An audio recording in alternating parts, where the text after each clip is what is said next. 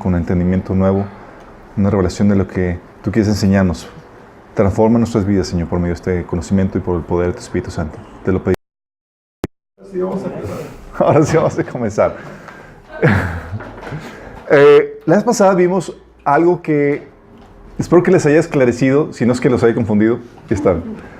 Les haya esclarecido muchas cosas con respecto a los pasajes que leemos en Mateo 24 y en Lucas 21. ¿Sí? Y aquí en los rasgos, el resumen de eso, vimos que Jesús está hablando en Mateo 24 a la gente judía que va a estar viviendo el tiempo de la tribulación. ¿Se acuerdan de eso? Y que pone el detonador para la huida es cuando veas en el lugar santísimo la abominación desoladora del que habló el profeta Daniel. Cuando veas eso, cuando vean los que estén en Judea, huyan. ¿Sí? Y está hablando, es una señal para los judíos en ese tiempo de la tribulación. Y habíamos visto algo muy interesante. Habíamos visto que Jesús empieza a dar una señal y empieza a contestar las preguntas de cuáles son las señales del fin. Y empieza Jesús a decir que va a suceder los principios de dolores, caracterizado por falsos cristos, hambres, pestes, guerras, rumores de guerras, persecución mundial de los cristianos. Luego iba a venir esa abominación desoladora, iba a haber señales en los cielos, en los astros, y el evangelio iba a ser predicado hasta lo último de la tierra, y entonces aparecería la señal del Hijo del Hombre en los cielos. Sí, ya la venida. Sí. Y habíamos comentado que Jesús ahí en Mateo 24 decía, oye, entonces tengo que esperar primero todas estas señales antes de esperar la venida de Jesús. Y esa es la mentalidad que muchos cristianos tienen. De que Jesús no puede venir ahorita porque tiene que suceder primero todo este montón de señales y cosas. Porque ahí Jesús claramente dice, y entonces vendrá a aparecer la señal. Pero luego más abajo dice, pero el día ni la hora nadie lo sabe. Y pareciera contradecirse porque si sabemos cuándo el anticristo firma el tratado con el pueblo de Israel, sabes cuándo Jesús va a venir con exactitud. Tan así que tú ves en Apocalipsis 19 que el anticristo está esperándolo con todo el armamento. Sí. Entonces, es la parte predecible de la venida de Jesús, pero tiene una parte no que sorpresa, y que es la del rapto. Entonces, en ese pasaje, si tú no ves bien, pareciera contradecirse, pero la palabra no se contradice. Al contrario, está Jesús hablando conocimiento que no se vea a simple vista. Tienes que tener un conocimiento amplio de la Biblia para poder saber de qué está hablando Jesús en ese sentido. Y luego vimos también el texto que usualmente utilizan los que tienen la postura preterista. La postura preterista, acuérdense que habíamos comentado que son aquellos que dicen que toda la profecía bíblica ya se cumplió. Si fue del primer siglo y toda la cosa, vimos que Lucas 21 habla de la destrucción del templo de Jerusalén y la ciudad, ¿sí? Cumplida en el año 70. Y efectivamente vimos cómo se cumplió tal cual. Y la señal, el detonante para la huida, era cuando vieras a Jerusalén rodeada de ejércitos. ¿Se acuerdan? Y habíamos visto que eso sucedió tal cual. Que el comandante Vespasiano, ándale, había rodeado Jerusalén, se muere el emperador, tiene que ir a Roma, deja de rodear a Jerusalén. Era la señal para huir a los cristianos. Y de todos los judíos creyentes en el Mesías, ninguno solo murió en la matanza, que murió más de 1 millón de judíos. Sí. Después Vespasiano manda a su hijo Tito y fue el que destruyó a Jerusalén y al templo. Sí. Y fue la diáspora judía. Eso lo ves en Lucas 21 con claridad. Sí. Y habla Jesús de ese periodo, y luego se menciona que Jerusalén iba a ser pisado hasta que el tiempo de los gentiles se cumpla, hablando del tiempo en que los gentiles iban a estar dominando sobre Jerusalén y sobre los judíos. Y ese tiempo de los gentiles es cuando Jesús viene a librar a Jerusalén, a los judíos, del dominio de los gentiles, para establecer un gobierno mesiánico. ¿Sí? Entonces, todo eso lo ves en Lucas 21. Entonces, son pasajes diferentes, mucha gente los confunde. Y ya teniendo todo este contexto, toda esta perspectiva, la línea de tiempo, vamos a entrar a la primera etapa de toda esta línea de tiempo. Ya habiendo esclarecido todo lo demás. No. Sí. Tal vez refuerza cuando vemos el propósito, por qué se escribe cada libro y a quién fue dirigido. Es cierto. Mateo escribe a los judíos y presenta a Jesús como rey de los judíos. Entonces tiene mucho sentido lo que estás diciendo, que ese capítulo tiene más enfoque para los judíos, como todo el libro. Así es. Y Lucas escribe a los griegos y tiene más sentido, que tiene más cumplimiento para la iglesia, que son gentiles. Así es. Y es el propósito original de cada libro. Sí, como habíamos comentado la sesión pasada, Lucas no menciona la abominación desoladora ni el tiempo de la gran tribulación. Y si va escrito dirigido a la iglesia, tiene sentido, porque la iglesia no va a estar aquí. Sí. Entonces, Eso está bien bueno. está brutal, sí. Entonces comenzamos, ahora sí, por la orden de tiempo. Comenzamos con los 77, ¿se acuerdan? Que comience con la orden de reconstruir Jerusalén. Los 77, es que ya lo vimos, ¿se acuerdan? Dios lidia con periodos de 300... ¿60? No. 400... 490. Gracias. Estaba haciendo el cálculo mental, pero aquí la contadora me... Por periodos de 490 años, y cada vez que Israel se sale del propósito de Dios, pone Dios en pausa el reloj y hasta que se vuelve otra vez al redil. ¿Se acuerdan? Habíamos comentado eso. Y habíamos comentado eso de que Daniel 9.25 dice 7 conjuntos de 7 más 72 conjuntos de 7 desde el momento en que se dé la orden de reconstruir a Jerusalén hasta que venga el gobernante ungido, el príncipe Mesías. Entonces habíamos comentado que de la orden para reedificar Jerusalén, dada por Artajerjes en el año el 14 de marzo del 445, esto es hecho histórico, chicos, que viene en Nehemías capítulo 2, comienza el conteo. 7 7, hablamos de 49 años en los que tardó reedificar Jerusalén. 62-7, lo que los estudiosos dicen que son los 400 años de silencio, el periodo intertestamentario. Y Jesús viene a aparecer tal cual el 14 de marzo, el 6 de abril del año 32, que sería lo que conocemos como el Domingo de Ramos, donde se presenta como el Mesías. Hasta ahí toda la profecía se ha cumplido con exactitud.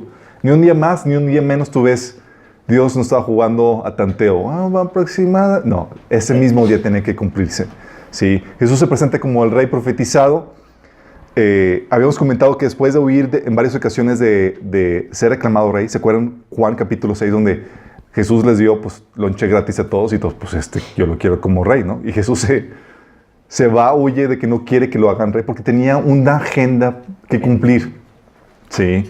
Y no fue sino hasta este día en que se deja que lo aclamen y que lo proclamen como rey. ¿Se acuerdan qué fue lo que gritaban la gente que clamaba a Jesús? Osana. ¿Han leído ese salmo? Es un salmo mesiánico, es dirigido para el Mesías. Por eso los fariseos, cada vez que vean que los fariseos están indignados o enojados, es porque hay algo que ellos saben que tú no sabes.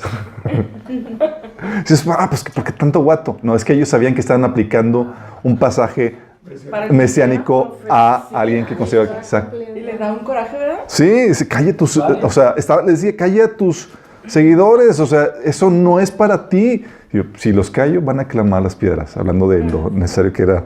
Sí. Entonces, ese día se cumple la profecía de Daniel 9:25 y la profecía de Zacarías 9:9.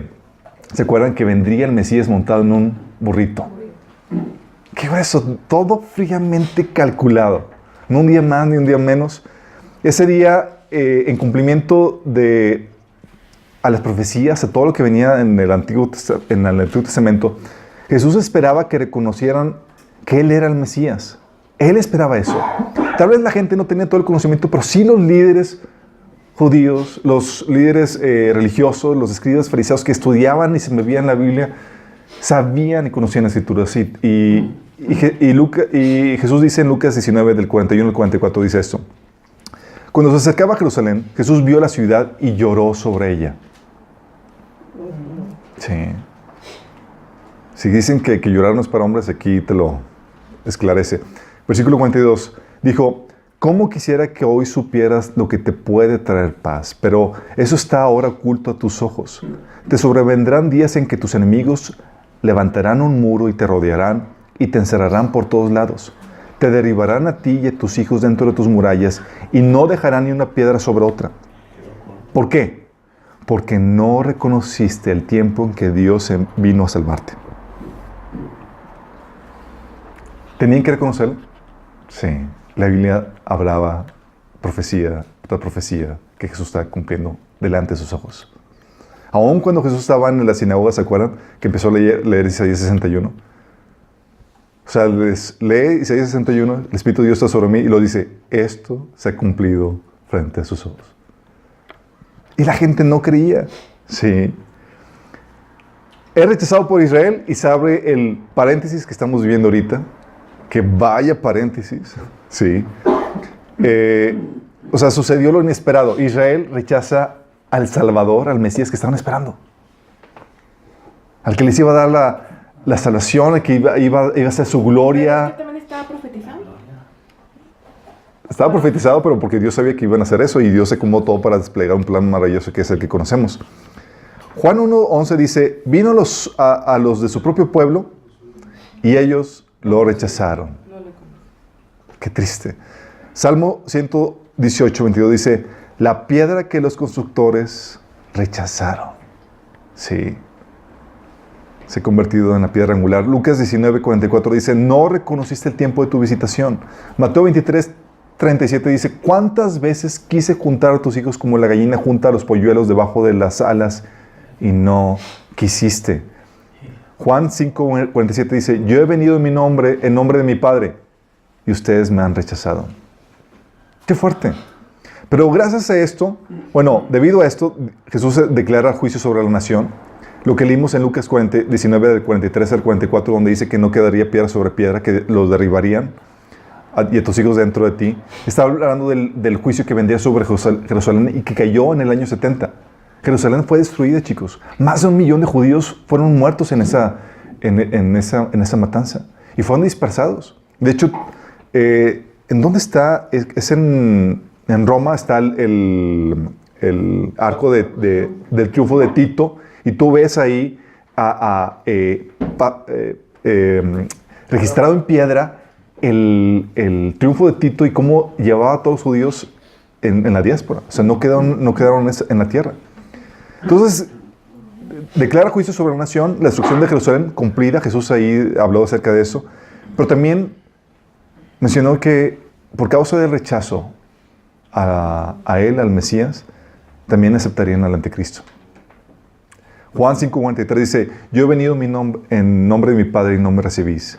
Si otro viniera en su propio nombre, a ese recibiréis.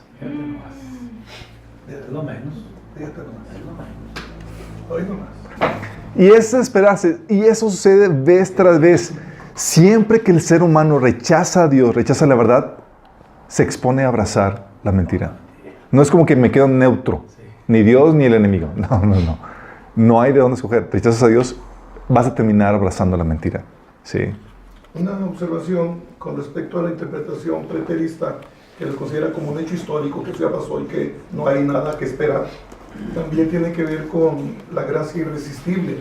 O sea, como que Dios ya tiene seleccionados los que se van a ir y también seleccionados a los que se van a quedar. Como que ya hay una predestinación para eso. Pero cuando Israel es el elegido, pero rechazó. O sea, finalmente era elegido, pero tuvo una voluntad para decir sí o no. Así es. O el pasaje que dice, yo quise. O sea, la voluntad de Dios es atraerlos. Habla de un conflicto de relación. No quisiste. Finalmente, ¿cuál voluntad prevaleció? Exactamente. ¿No fuera de Dios? Exactamente. Sí, eso esclarece muchos puntos que muchos presbiterianos tienen de la predestinación. De hecho, eso es un tema que vimos, de hecho, en Mente Renovada, los que llegaron a ir, sí, acerca de la predestinación. Pero bueno, se cierra el paréntesis. Entonces, ese rechazo de Israel ocasionó que Jesús decretara el juicio que vendría sobre ellos y se cumplió en el año 70. También dijo que por causa de ese rechazo aceptarían al anticristo. Y no solamente eso, sino que habría un reemplazo temporal de Israel por la iglesia. Mateo 21:41 dice, ¿se acuerdan la parábola de los hacendados, de los que rentan la huerta? Dice, a los hombres malvados les dará una muerte horrible. ¿Se acuerdan que habían rentado ¿cómo se llama? La viña, habían rentado la viña Y pues él había mandado a los colectores de su parte, que recogían su parte y los habían matado, o los habían apedreado, matado y mandó a su hijo y... Dice, a los hombres malvados les dará una muerte horrible y alquilará el viñedo a otros que le darán su porción después de cada cosecha. ¿Quiénes son esos otros? Nosotros. Mateo 21, 41. Sí. Está hablando de que se te va a quitar la viña a ti y se le va a dar a otro. Sí. Mateo 21, 43 dice, les digo que a ustedes se les quitará el reino de Dios y se le dará a una nación que producirá el fruto esperado. Por si acaso no entendiese a qué se refería la parábola. También dice, y que no me conocían ni me esperaban. Exactamente. De hecho, es lo que menciona. Isaías 65, del 1 al 2, dice, me encontraron personas que no me buscaban. Me mostré a los que no preguntaban por mí. Todo el día extendí los brazos, pero ellos eran desobedientes y rebeldes, hablando de Dios, mostrándose como que ven, o sea, ven a tu padre, ven a abrazar. No. ¿Ah? Bueno, sí, voy a esperar hasta un tiempo y me voy con otros. Pero hay que esclarecer. Romanos 11:11 menciona que ese rechazo es temporal. Dice, ¿acaso tropezaron para no volver a levantarse? De ninguna manera. Más bien, gracias a su transgresión, ha venido la salvación a los gentiles para que Israel sienta celos. Fíjate, aún en medio de esta situación, de su rechazo a Israel, dice, ok, lo rechazo y todo eso, pero es para que ellos vengan otra vez. Y tú y yo somos el anzuelo para que ellos vuelvan otra vez. Si cuando va a llegar un punto donde Israel como nación se va a dar cuenta que la iglesia había aceptado al Mesías, a su Mesías. Qué fuerte. Y obviamente también decretó por causa de este rechazo ceguera espiritual nacional hasta el tiempo de su arrepentimiento. Mateo 23 del 37 al 39 dice, desde ahora no me veréis hasta que digáis, bendito el que viene en el nombre del Señor. Sí. Romanos 11 del 8 al 10 dice, Dios les dio un espíritu insensible, ojos con los que no pueden ver y oídos con los que no pueden oír hasta el día de hoy. ¿Quién se lo dio? Dios, como parte de su juicio. ¿Sabes qué? ¿No me rechazas? Ok. Pero va a llegar un tiempo donde te voy a quitar ese velo. Sí. Y Lucas 19:42 dice, la paz está oculta a tus ojos. Oseas 5:15 dice, entonces regresaré a mi lugar hasta que reconozcan su culpa y se vuelvan a mí. Pues tan pronto lleguen las dificultades, me buscarán con todo el corazón. ¿Se acuerdan a los que ya tomaron el taller la vez pasada? ¿Cuál era el propósito de la gran tribulación? Los voy a reprobar a todos. Que algunos se capacitaran y que Se convierten en Cristo. Llevar a Israel a estar entre la espada y la pared para lograr su conversión como nación. Sí, por eso pone aquí, cuando tan pronto lleguen las dificultades, me buscarán de todo corazón. Romanos 11:20. Y no, perdón, no lo logró a través del holocausto. Dime tú, la nación de Israel como nación se convirtió gracias al holocausto. No. Dios tiene que llegar a un punto donde vamos a subir un poquito más. Por eso Jesús dice, va a llegar un tiempo de tribulación, la cual no ha habido desde el inicio de la humanidad hasta ahora. O sea, fuego a todo lo que da. Sí. Y no se dice, que Israel tan cabezones. Así somos muchos de nosotros. Dios hasta que nos pone, órale. Y nos aplica la misma estrategia. Si no volvemos a ver hasta que estamos bien emproblemados y bien metidos en el hoyo, y hasta ahorita. Sí. Y es bueno buscar a Dios por interés. Yo digo, al igual dice buscarme si necesites. Porque muchas veces es que buscamos a Dios, Señor, ¿por qué necesito?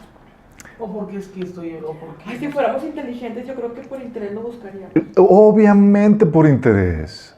O sea, dice la Biblia que lo amamos porque, ¿qué? Él nos amó primero. O sea, nos da, nos bendice y eso conquista nuestro corazón. Lo peor es que ni así quieres. Lo peor es. Por eso dice que creo que en Jeremías dice, verás cuán ay, no me acuerdo el versículo, después se los debo. Sí, bueno. Oye, nomás, yo les digo que mejor porque te conviene. O sea, porque Claro. por interés oye muy feo, ¿verdad? Pero porque te conviene. Pero O sea, sigue dice, al Señor porque te conviene. el apóstol Pablo dice que por necedad o por ociosidad la palabra del Señor será predicada. para Sí, el de hecho Pablo a los que predicaba le decían, si ustedes no se consideran dignos de la vida eterna, me voy con los gentiles. Sí, o sea, si hay interés, o sea, no. Tienen que entender que la problemática con el evangelio y demás es que nos cegó el entendimiento del enemigo, ciega el entendimiento de la gente para que no vean la riqueza que hay en el evangelio y lo que Dios quiere para nosotros. Y la problemática es que muchos de nosotros también vivimos en el día a día con esa problemática. No creemos a Dios en algunos aspectos demás porque no vemos lo que nos conviene a nosotros. Y somos engañados al enemigo en hacer cosas que no debemos o otras cosas porque creemos que va a beneficiarnos más lo que la estrategia de Satanás. Oye, perdón, también la intrusión. Es que si nosotros buscáramos a Dios por interés, el solo hecho de acercarnos a la luz nos pondría en evidencia la oscuridad y el mugrero en el que estábamos. O sea, por cualquier motivo, ya ves que dice la Biblia que algunos predican el evangelio por contienda y por vanagloria, y por esto no importa, predíquenlo. Así es. Asolados obviamente. De hecho, Jesús menciona que lo que hace el Señor cuando te acercas a Él es que te expone tu condición tal cual. Sí.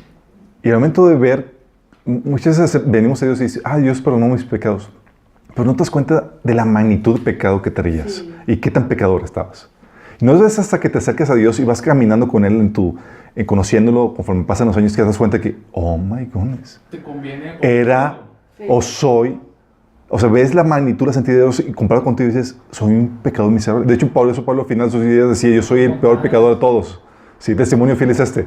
¿Por qué? ¿Por qué dice Pablo eso? Porque a momento conoces a Dios y ves tu condición y dices, no, inventes. Y eso, al saber tu condición de pecado, te lleva a amar más a Dios. Porque al que mucho se le perdona, mucho ama.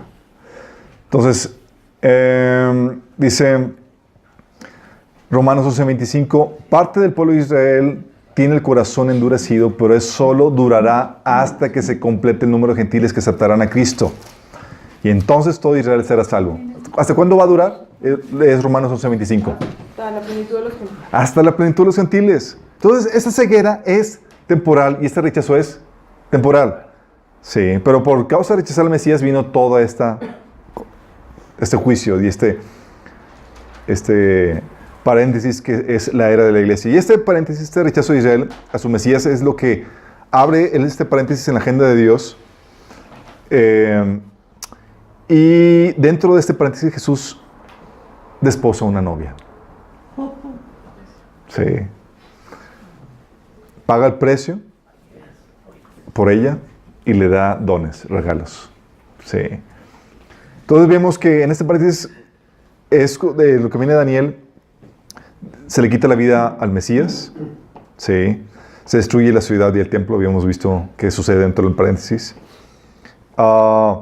Y comienza lo que es la era de la iglesia, que no es para siempre, chicos. Tenemos un tiempo, exactamente.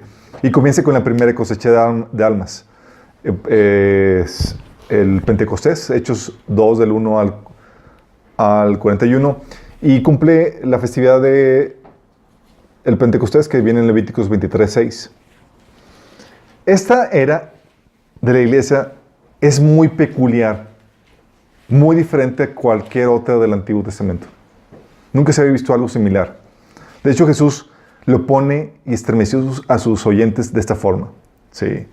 Viene en Lucas 7:28. Dice, les digo que entre los mortales no ha habido nadie más grande que Juan. Ok, hasta aquí te dices, entre los mortales no ha habido nadie más que Juan.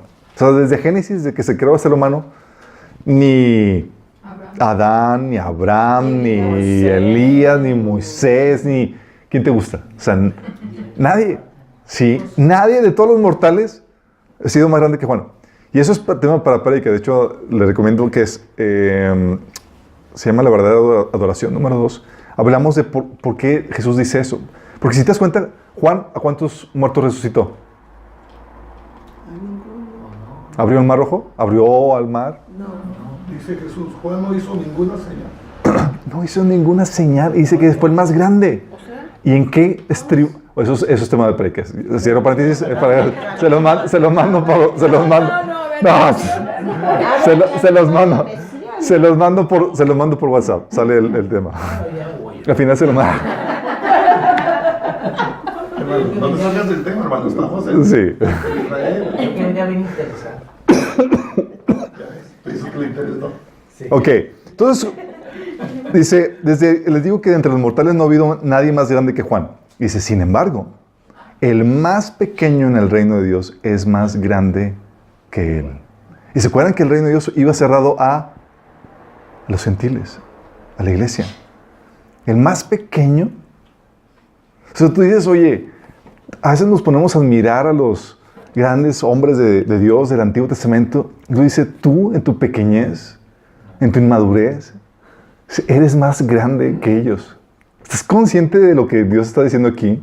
Está muy increíble. Está increíble, ¿verdad? A veces uno siente, digo, Señor, ¿qué estás viendo? Digo, que yo no veo. Digo que Sí, tú lo más espiritual.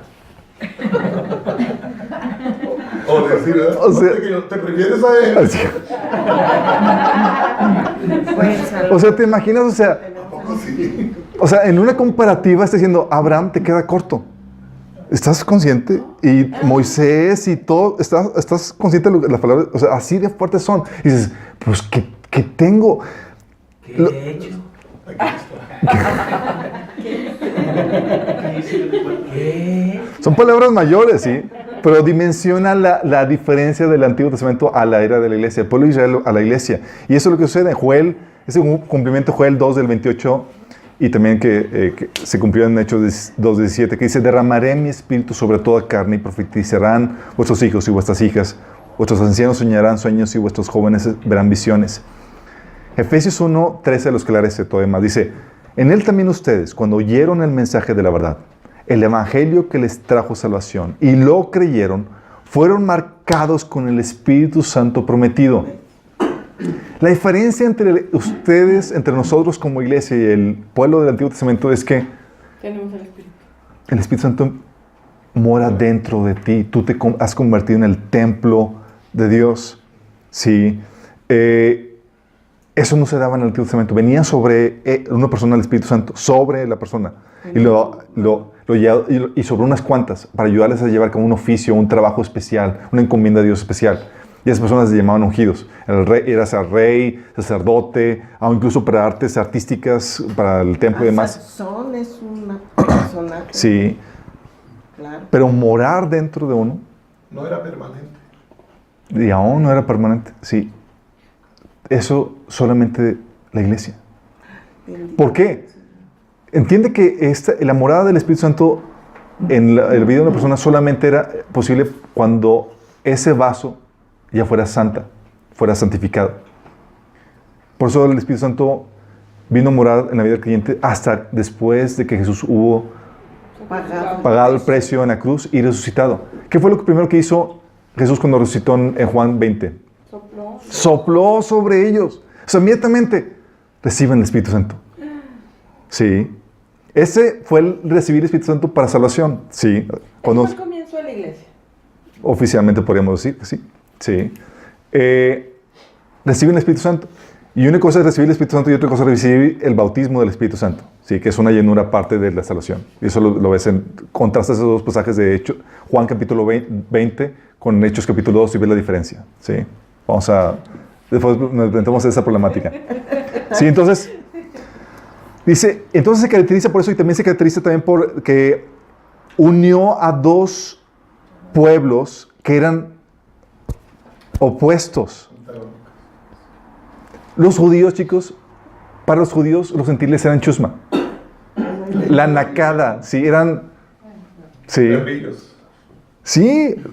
Dice Efesios 2:14, Él unió a judíos y a gentiles en un solo pueblo cuando por medio de su cuerpo en la cruz derribó el muro de hostilidad que nos separaba.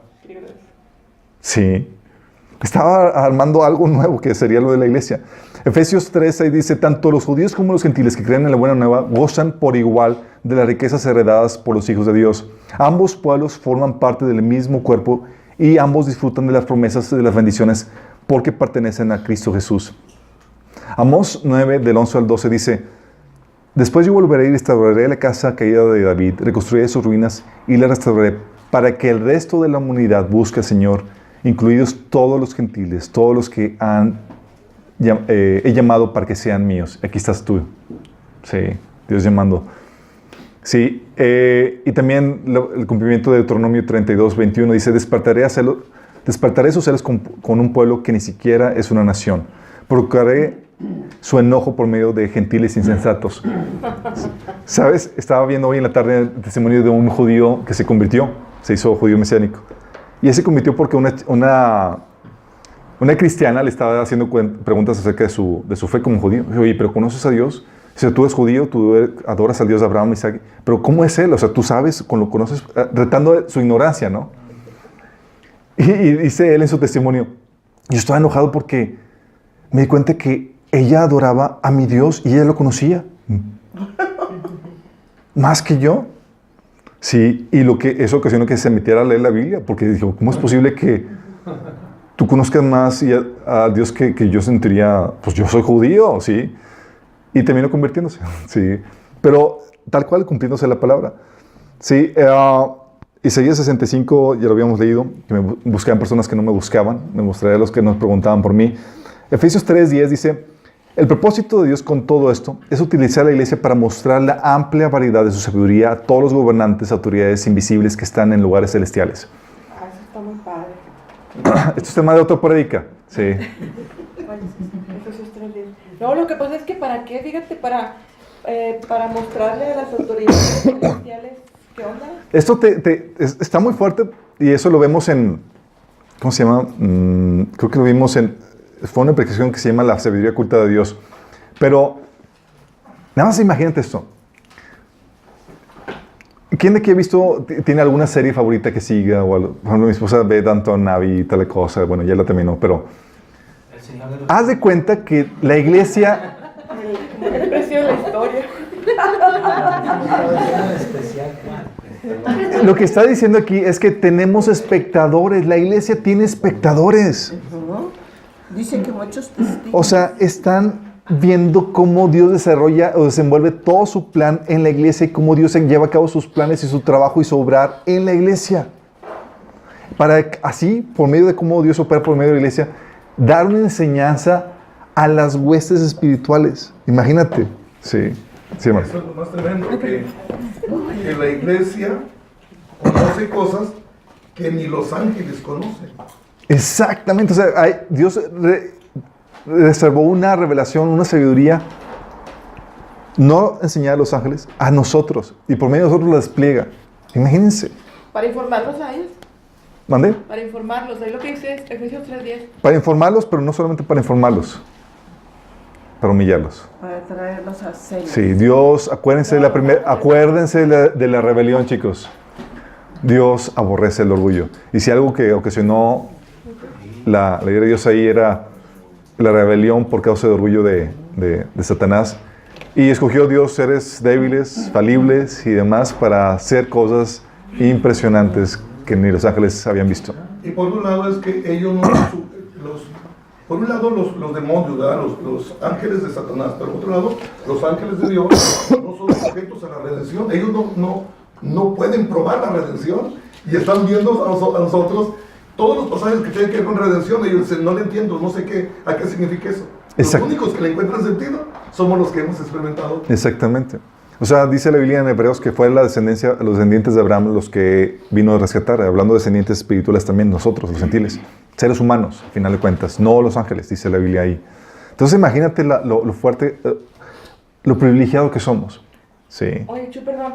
Este pasaje de Efesios 3, donde habla de la revelación que le fue declarada a Pablo del misterio de la iglesia, ¿vas a decir algo? No.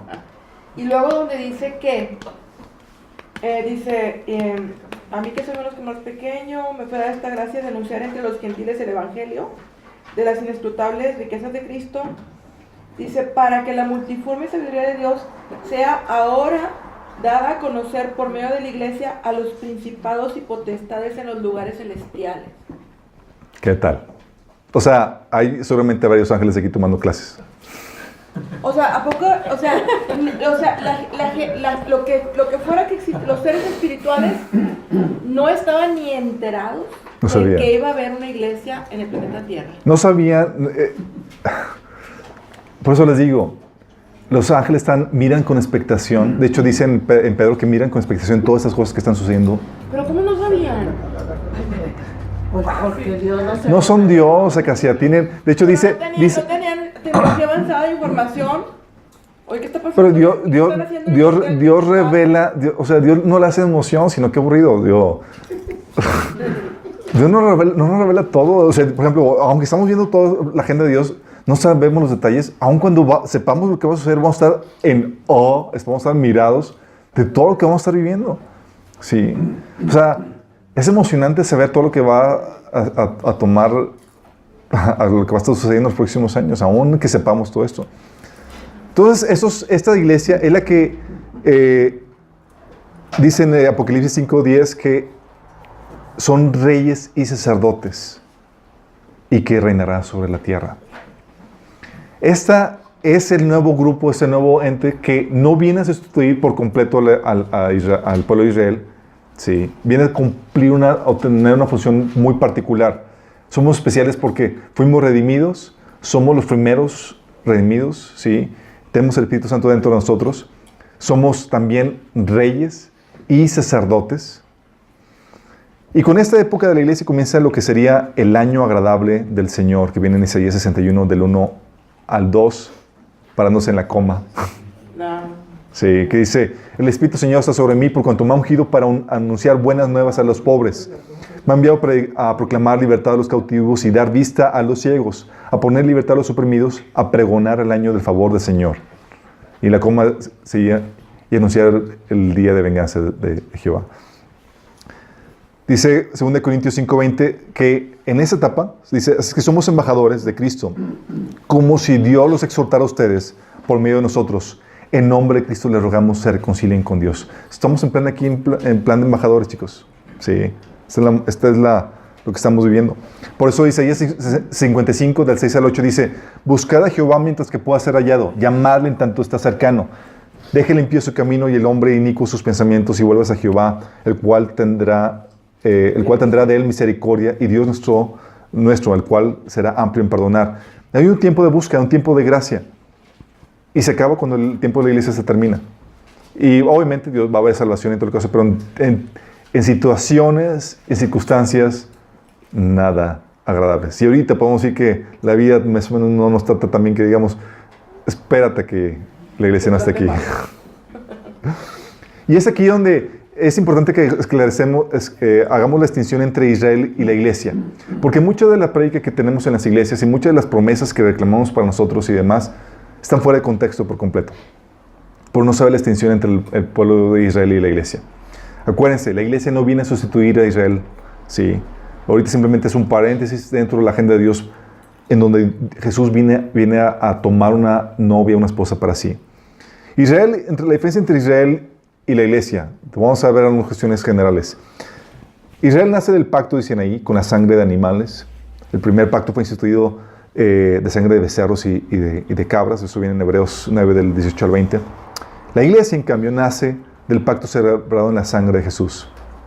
Mateo 26, 25 dice, esta es mi sangre del pacto, que es derramada por muchos por el perdón de pecados. Del nuevo pacto, exactamente.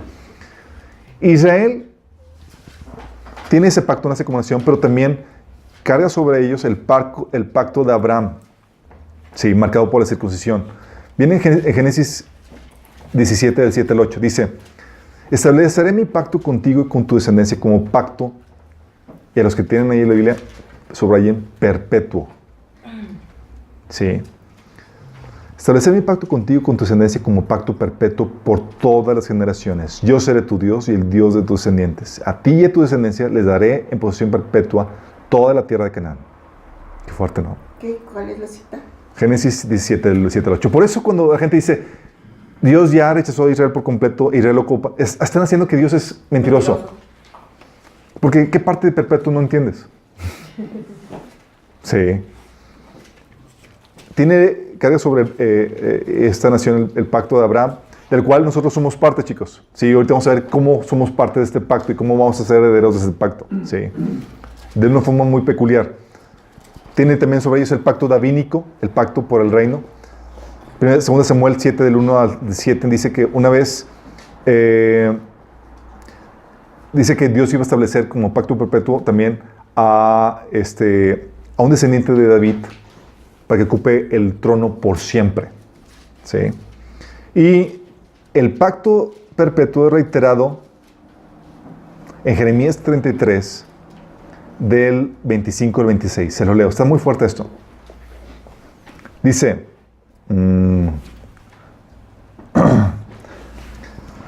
Jeremías 33, del 25 al 27 dice: si no hubiera establecido mi pacto con el día ni la noche, no hubiera fijado las leyes que rigen el cielo y la tierra, entonces habría rechazado a los descendientes de Jacob y de mi siervo David, y no habría escogido a uno de su estirpe para gobernar sobre la descendencia de Abraham, Isaac y Jacob.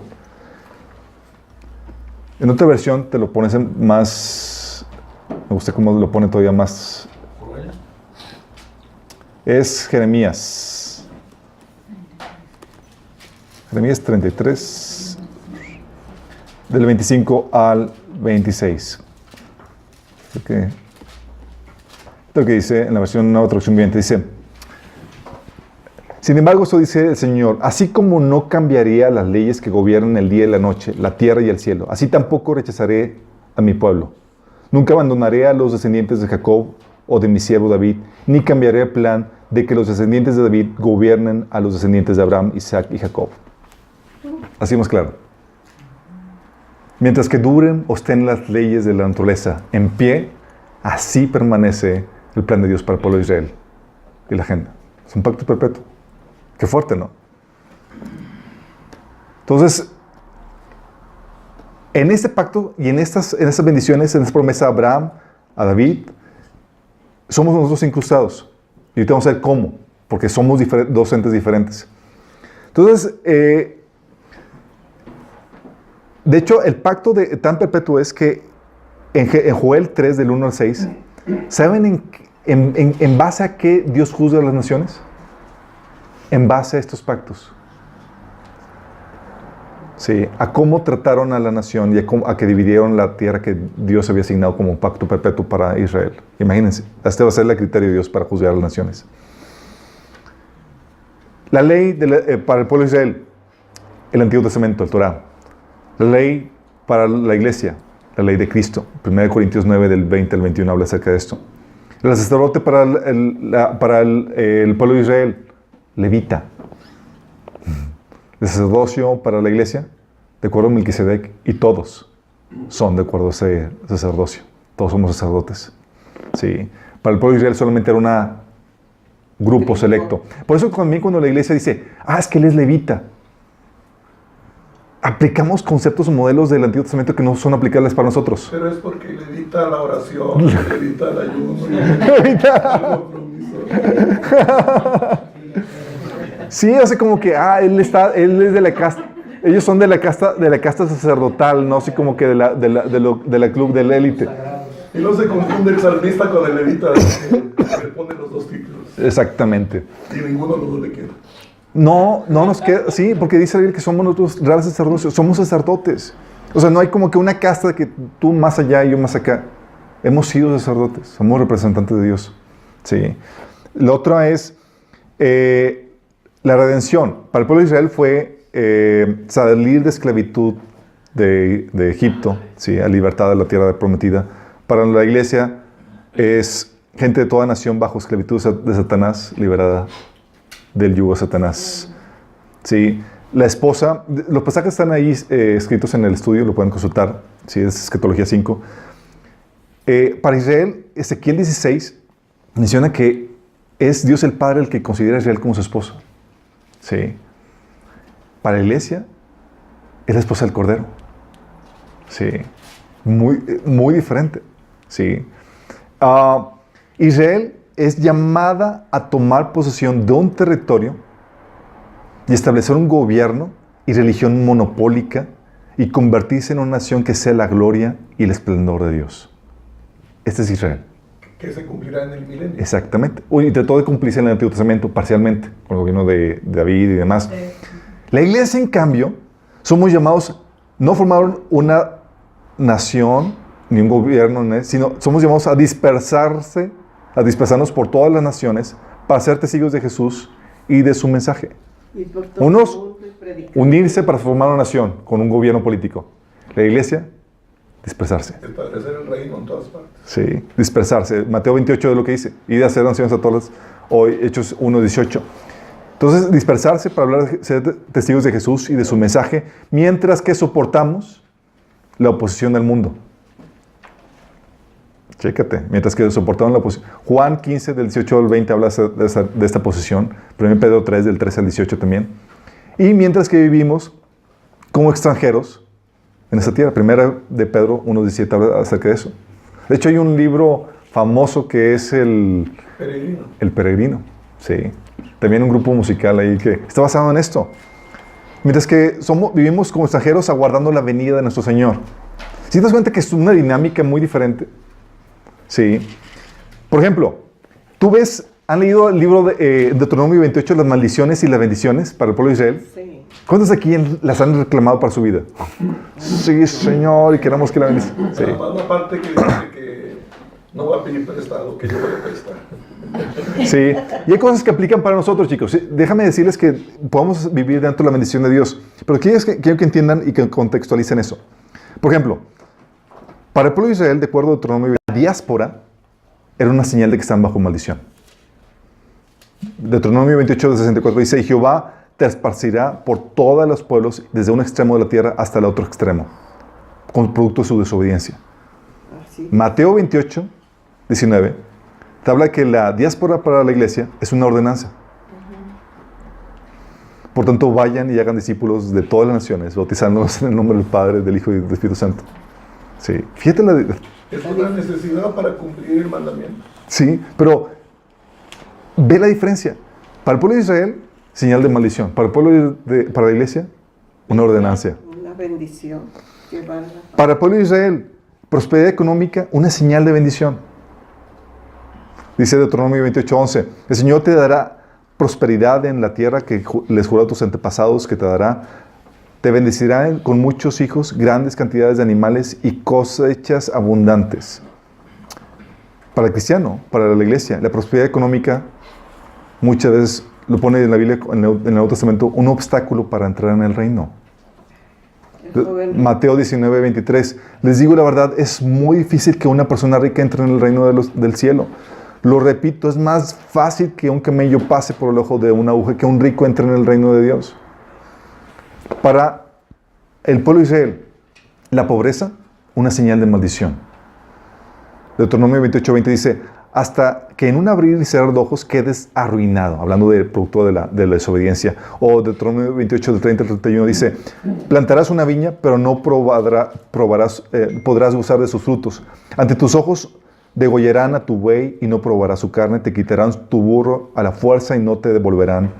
Tus ovejas pasarán a manos de tus enemigos, nadie te ayudará a rescatarlas. Para la iglesia, pobreza es algo que debe estar dispuesto a sufrir por causa de Cristo. Amén. Dice Hebreos 10:34, el despojo de vuestros bienes sufristeis con gozo, sabiendo que tenéis vosotros una mejor y perdurable herencia en los cielos. Mateo 19:21 dice, vende lo que tienes y dalo a los pobres, tendrás tesoro en el cielo y ven y sígueme. Hechos 3:6, los apóstoles diciendo, no tengo plata ni oro, pero lo que tengo te doy. ¿Sí se dan cuenta la diferencia? Grandísima. Sí. Dos polos. Sí. Deuteronomio 28 dice, la escasez, la opresión y el sufrimiento eran señal de juicio y maldición sobre Israel. En cambio, la escasez, opresión y sufrimiento es un privilegio por honor a Cristo. ¿Sí te das cuenta de lo que estábamos? Sí. Hay muchos cristianos, dice, De hecho, se gozan por morir. fíjate lo que dice para el pueblo de Israel como maldición. Deuteronomio 28, 25, 29 dice: Jehová te entregará derrotado delante de tus enemigos, no serás sino oprimido, robado todos los días, y no habrá quien te salve. Servirás, por tanto, a tus enemigos que envíe Jehová contra ti, con hambre, con sed y con desnudez, con falta de todas las cosas, y él pondrá yugo de hierro sobre tu cuello hasta destruirte. Romanos 8, del 35 al 37, con respecto a la iglesia, dice: ¿hay algo que pueda separarnos del amor de Cristo? ¿Será que Él ya no nos ama si tenemos problemas, aflicciones, somos perseguidos, pasamos hambre, estamos en la miseria, o en peligro, o bajo amenaza de muerte? ¿Le suena? El amor. Dice, claro que no. A pesar de estas cosas, nuestra victoria es absoluta por medio de Cristo, quien nos amó. Fíjate lo que dice. Para la iglesia, esta otra tajada. ¡Qué fuerte! Y luego dice, 1 Corintios 4:11, dice: hasta el momento de hoy pasamos hambre, tenemos sed, nos falta ropa y se nos maltrata, no tenemos dónde vivir. Si te das cuenta, ¿qué estaría Pablo pensando? O sea, Señor, reclamo la bendición de Dios sobre mi vida, que vivo en obediencia. ¿Estaba bajo maldición, Pablo? Ya había entendido. No. ¿Y por qué no reclamaba las bendiciones prometidas al pueblo de Israel? Y él ya formaba parte de la iglesia. O hubiera lanzado algún decreto, ¿no? Yo decreto bendición para mí. Sí, estamos viendo la diferencia. Dice, por ejemplo, llevados como ovejas al matadero, era una señal de maldición para el pueblo de Israel. Deuteronomio 28, del 25 al 26 dice: Jehová te entregará derrotado delante de tus enemigos, y tus cadáveres servirán de comida a toda ave del cielo y hasta las fieras de la tierra, y no habrá quien las espante. Llevados como ovejas al matadero, un precio dispuestos a pagar por Cristo. Romanos 8, 36. Por tu causa nos matan cada día, nos tratan como ovejas al matadero. La persecución para el pueblo de Israel, señal de maldición. Persecución, señal de verdadero creyente en la iglesia. Amén. Sí. Dice que los entregarán, los arrestarán, los perseguirán y nos matarán. En todo el mundo los odiarán por ser mis seguidores. Mateo 24, 9. Sufrir por justicia para el pueblo de Israel era una anomalía. Sufrir por justicia era una normalidad para la iglesia. Sí. Dominar a sus enemigos era una promesa de Dios por producto de la bendición para el pueblo de Israel. A nosotros se nos ordena amar y servir a nuestros enemigos. Sí. Su paz, la paz de Israel, y todo esto lo sacas en Deuteronomio 28, ahí están los pasajes y las citas. Su paz era circunstancial, era de sus enemigos físicos. La paz para la iglesia que se le deja es interna, a pesar de las circunstancias y de los enemigos que tengas. Su misión era conquistar la tierra y manifestar la gloria y el esplendor de Dios para el pueblo de Israel. Sí. Jeremías 13:11 habla acerca de eso. La misión de la iglesia, en cambio, llevar el mensaje y hacer discípulos a todas las naciones. Para el pueblo de Israel, su victoria era física. Para la iglesia, su victoria es espiritual. La tierra es la posesión que deben obtener y desarrollar los judíos, el pueblo de Israel. La tierra para la iglesia es algo a lo que no nos debemos aferrar. Fíjate la diferencia. Sí, la tierra. Sí, por eso dice 2 Pedro 3, del 10 al 11. Pero el día del Señor llegará tan inesperado como un ladrón. Entonces los cielos desaparecerán con un terrible estruendo y los mismos elementos se consumirán en el fuego. Y la tierra con todo lo que hay en ella quedará sometida al juicio. Dado que todo lo que nos rodea será destruido de esta manera, ¿cómo no llevar una vida santa viviendo en obediencia a Dios? Por eso también Pablo en 1 Corintios 7, del 30 al 31 menciona que los que lloran como si no llorasen, los que se alegran como si no se alegrasen, y los que compran como si no poseyesen, y los que disfrutan de este mundo como si no disfrutasen, porque la apariencia de este mundo va a pasar, es efímero.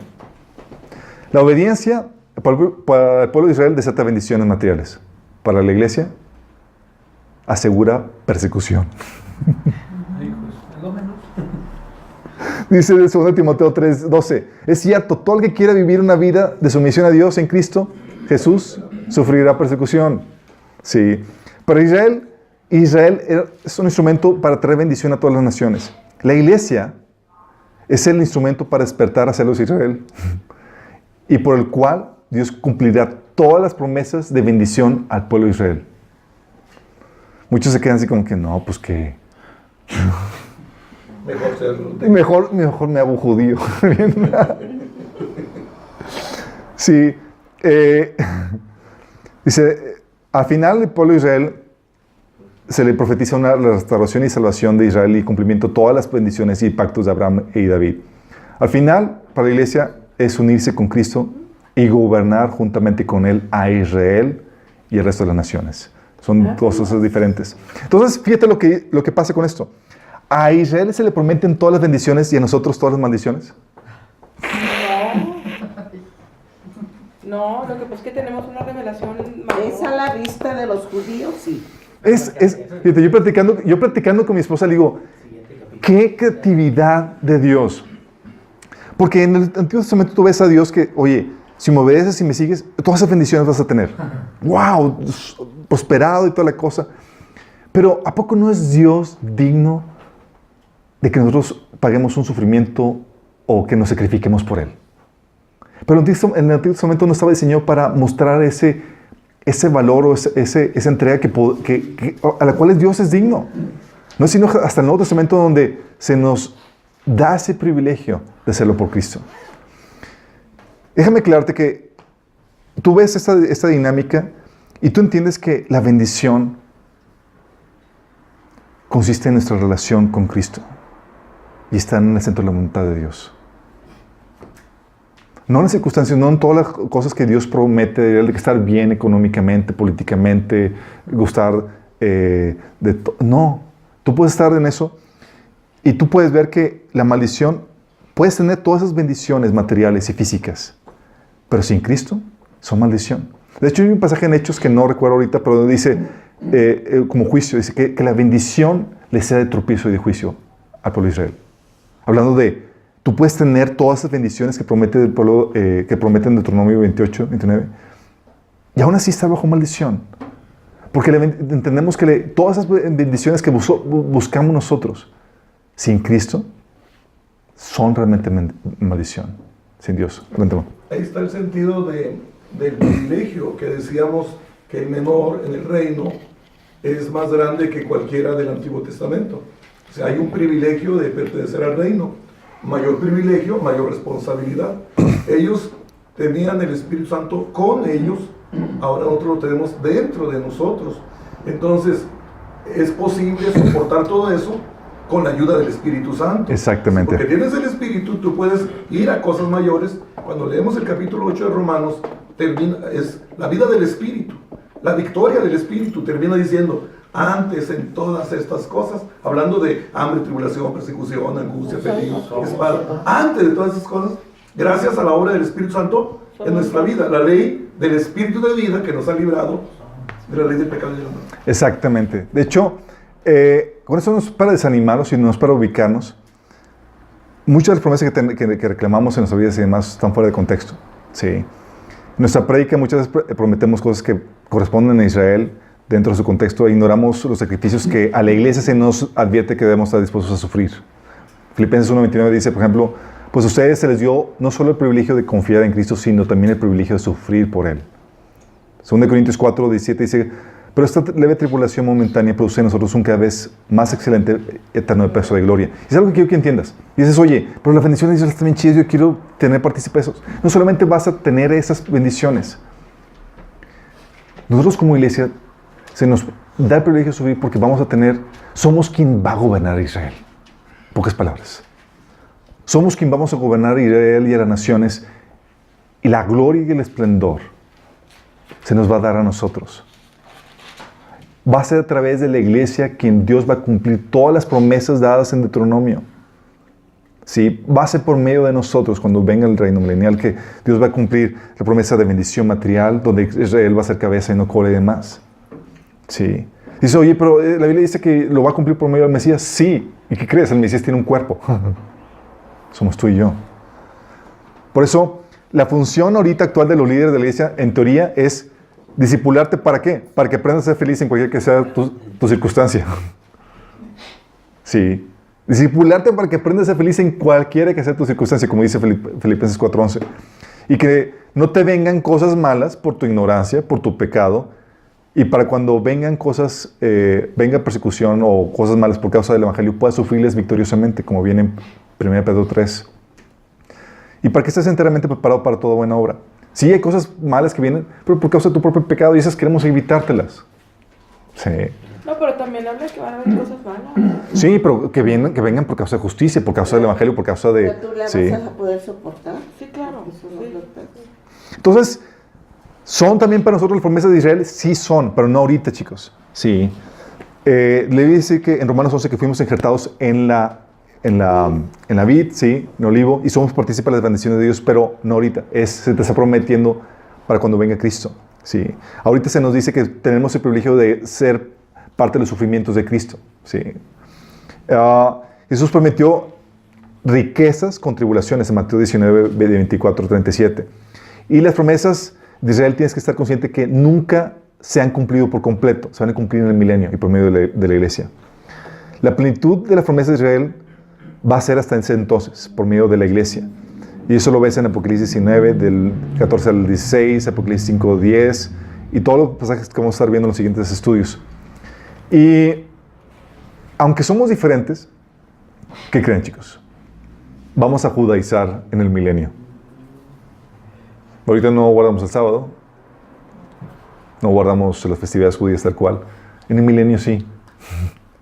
En el milenio incluso los vamos a imponer. Vamos a sancionar a los que no lo hagan.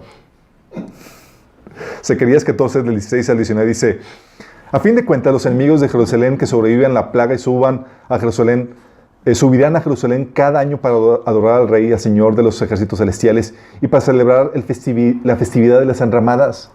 Toda nación que se niegue a ir a Jerusalén para adorar al Rey, al Señor de los ejércitos celestiales, no recibirá lluvia. Y si el pueblo de Egipto se niega a asistir al festival, el Señor lo castigará con la misma plaga que envió sobre las otras naciones que se negaron a ir. Egipto y las demás naciones serán castigadas si no van a celebrar el festival de las enramadas. ¿Se sacó esa festividad de las enramadas? Los tabernáculos. Ezequiel 46, 3 dice: los sábados y los días de luna nueva, el pueblo de esta tierra adorará en presencia del Señor frente a la misma puerta. Isaías 66, 23 dice: toda la humanidad vendrá a adorarme semana tras semana y mes tras mes, hablando de las festividades judías. Por 1000 años. Por 1000 años. Pero ahí nosotros ya somos eternos, ¿verdad? Sí. ¿Qué es lo que pasa con esto, chicos? Y esto es la era de la iglesia. Y la era de la iglesia, y vamos a ver, tiene un... ¿Podría ponerle final triste? ¿Por qué? Más. Porque si al final se profetiza la descomposición y la corrupción del cristianismo. Al final de esta época de la iglesia. La Biblia profetiza la descomposición y la corrupción del cristianismo. No un mega avivamiento, sino su deterioro. Dice la Biblia que vendrán falsos maestros dentro del cristianismo que introducirán herejías. Hechos 20, del 28 al 31, fíjate lo que dice Pablo. Sé que después de mi partida entrarán en medio de ustedes lobos feroces que procurarán acabar con el rebaño. Aún de entre ustedes mismos se levantarán algunos que enseñarán falsedades para arrastrar a los discípulos que los sigan. Así que estén alerta, recuerden que de día y de noche, durante 3 años, no he dejado de amonestar con lágrimas a cada uno en particular. Fíjate lo que está diciendo. Diciendo que, ¿sabes qué? Después de mi partida, visualizo problemas. Falsos maestros que se van a levantar. ¿Da esperanza? Es para que estés alerta. 1 Timoteo 4, del 1 al 3 dice: el Espíritu dice claramente que en los últimos tiempos algunos abandonarán la fe para seguir inspiraciones engañosas y doctrinas diabólicas. Está hablando de la iglesia, chicos. No está hablando de fuera. Está hablando de la iglesia. Sí, los que están fuera de la iglesia ya siguen doctrinas diabólicas. ¿Ok? Dice: tales enseñanzas provienen de embusteros hipócritas que tienen la conciencia encallecida. Prohíben el matrimonio y no permiten comer ciertos alimentos que Dios ha creado para los creyentes conocedores de la verdad, que los coman con acción de gracias. Según de Pedro 2, del 1 al 3, fíjate lo que dice. En el pueblo judío hubo falsos profetas, y también entre ustedes habrá falsos maestros que encubiertamente introducirán energías destructivas al extremo de negar al mismo Señor que lo rescató. Esto les traerá una pronta destrucción. Muchos lo seguirán en sus prácticas vergonzosas y por causa de ello se difamará el camino de la verdad. Fíjate lo fuerte. Llevados por la avaricia, estos maestros los explotarán a ustedes con palabras engañosas. Desde hace mucho tiempo su condenación está preparada y su destrucción los acecha. Fíjate lo que dice: por su avaricia los van a explotar económicamente. Estos falsos maestros. Sí, vamos. Muy bien. Sí. Se profetiza falsos maestros dentro del cristianismo. No solamente digas, bueno, eso te da una advertencia que tienes que estar bien alerta de los maestros. No puedes comer cualquier cosa sin discernirla. No puedes servir a los amos, pero también no puedes bajar la guardia. Sí, en cuestión de que, pues es cristiano, puedo aceptarlo, tienes que examinarlo todo y retenerlo. Oye, también cuando dice de Jesús, dice que si cuando Él venga encontrará fe en la tierra. Hablando de que sí, va a haber poca. Pero eso habla del periodo que se va a hacer después durante el principio de dolores y la gran tribulación, que va a estar, todo el mundo va a estar siguiendo una falsa religión. Ok, pero también no solamente se profetiza acerca de los falsos maestros que van a introducirse, sino también un falso sistema cristiano que perseguirá a los verdaderos creyentes. Imagínate, está hablando de que dentro de la iglesia va a surgir un falso sistema cristiano que va a perseguir a los verdaderos creyentes. ¿Eso es antes del arrebatamiento? Sí, estamos hablando antes del arrebatamiento. Juan 16, del 2 al 3. Yo vengo de allá. Juan 16, del 2 al 3 dice, Jesús a los creyentes, a su iglesia, dice, llegará el tiempo que quienes los maten pensarán que están haciendo un servicio santo para Dios. Pero sí se refería a Pablo. ¿Dónde? Ahí se refería a Pablo, en ese pasaje específico. Tú a lo largo de la historia puedes ver este pasaje cumplido a la fidelidad, no solamente con los judíos, con los cristianos. Bueno, también sí, cruzadas, ¿verdad? exactamente. Dice la Inquisición, sí. Dice, esto se debe a que nunca han conocido ni al Padre ni a mí. Les digo estas cosas ahora para que cuando sucedan recuerden mi advertencia. Y dices, oye, eso se refiere a los judíos y demás. Si acaso tienes duda con respecto a esto, Apocalipsis 17, del 1 al 6, te lo esclarece. Dice, luego el ángel me llevó en el espíritu a un desierto. Ahí vi una mujer montada en una bestia escarlata. La bestia estaba cubierta de nombres blasfemos contra Dios y tenía 7 cabezas y 10 cuernos. La mujer estaba vestida de púrpura y escarlata y adornada con oro, piedras preciosas y perlas. Tenía en la mano una copa de oro llena de abominaciones y de la inmundicia de sus adulterios. En la frente llevaba un escrito con un nombre misterioso: la gran Babilonia, madre de las prostitutas y las abominaciones idólatras de la tierra. Vi que la mujer se había emborrachado con la sangre de los santos y de los mártires de Jesús. ¿Por qué siempre que leo eso pienso que es la Iglesia Católica? Porque es la Iglesia Católica. Eso lo vamos a ver cuando llegue el momento de desclasar, porque dice las características que te llevan a apuntar que es Roma, de hecho, sin lugar a duda. Pero está hablando del falso sistema. Se presenta como una prostituta, como una infiel. ¿Sí? Y en la Biblia, siempre que tú ves una infidelidad, habrá una infidelidad espiritual. Alguien que profesa una devoción a Dios, pero en realidad está siendo infiel. Si tú ves a Israel que profesaba una devoción con Dios, pero y la Biblia le llama prostituta. Y sí, que estaba fornicando. Exactamente. Y esto mismo sucede aquí. Es una institución, un grupo religioso que profesa una devoción a Dios, pero nada que ver. Y no solamente profetiza un falso sistema cristiano que perseguirá a los verdaderos creyentes, sino también un cristianismo caracterizado por personas no regeneradas, gente egoísta, carnal, y que no querrán escuchar la sana enseñanza. ¿Qué es eso? Fíjate lo que dice. Eso ya todos lo hemos vivido aquí. Fíjate lo que dice. 2 Timoteo 3, del 1 al 19 y del 12 al 13, dice: Timoteo, es bueno que sepas, fíjate, es bueno que sepas también ustedes, que en los últimos días habrá tiempos muy difíciles, pues la gente solo tendrá amor por sí misma y por su dinero. Esto, chicos, déjame aclararles, está hablando de la iglesia. Timoteo estaba como un pastor de una iglesia y le estaba hablando de las problemáticas que se iba a enfrentar. ¿Sí? Serán fanfarrones, orgullosos, se burlarán de Dios, serán desobedientes a sus padres y malagradecidos, no considerarán nada sagrado, no amarán ni perdonarán, calumniarán a otros y no tendrán control propio. Serán crueles y odiarán lo que es bueno. Traicionarán a sus amigos, serán imprudentes, se llenarán de soberbia y amarán el placer en lugar de amar a Dios. Está hablando de la iglesia, chicos. Sí, la gente normal así es. Sí. Lo dice, si acaso tenías duda, dice, actuarán como religiosos, pero rechazarán el único poder capaz de hacerlos obedientes a Dios. Está hablando de los que tienen el título o cristianismo, los que son cristianos nominales. Dice, aléjate de esa clase de individuos.